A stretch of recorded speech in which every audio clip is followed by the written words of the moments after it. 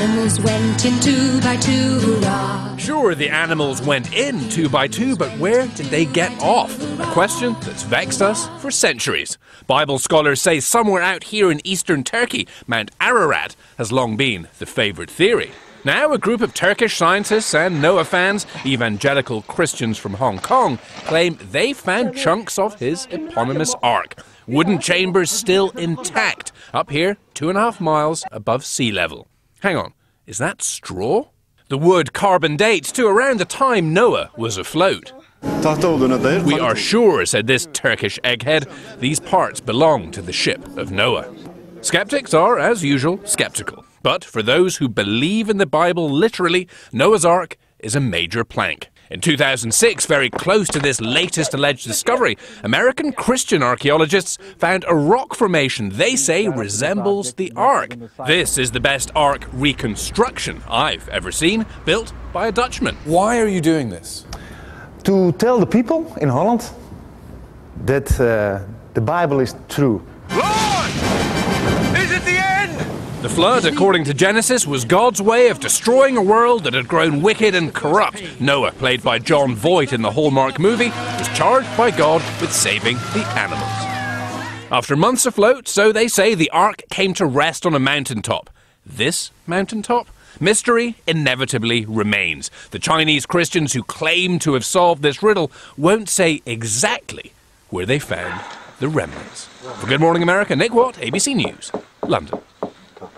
Nick was perfect for that story, wasn't he? Joining us now to dig into these purported discovery is Dr. Eric Klein from George Washington University. Dr. Klein, thank you very much for joining us. So let's, for the moment, let's just set aside the probability that this is indeed Noah's Ark.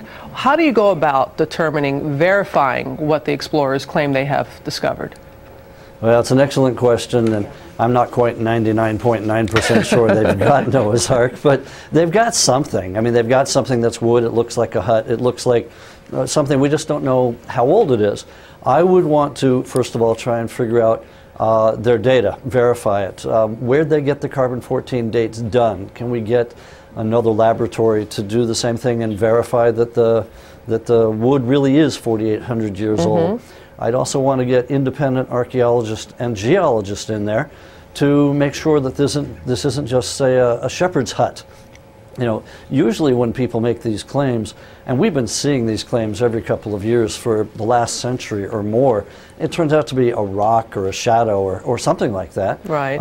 The difference here is these guys are producing much more evidence than these archaeologists, as we call them, usually put forward. So, but I would want to basically parachute in another team of archaeologists to verify their claims. I'm sure that you would. They claim that it was found buried in a glacier, buried in a rock and ice like that. I mean, if that indeed is the case, would that help preserve? They said that there are pens that could possibly have been for animals. Could that help preserve the wood?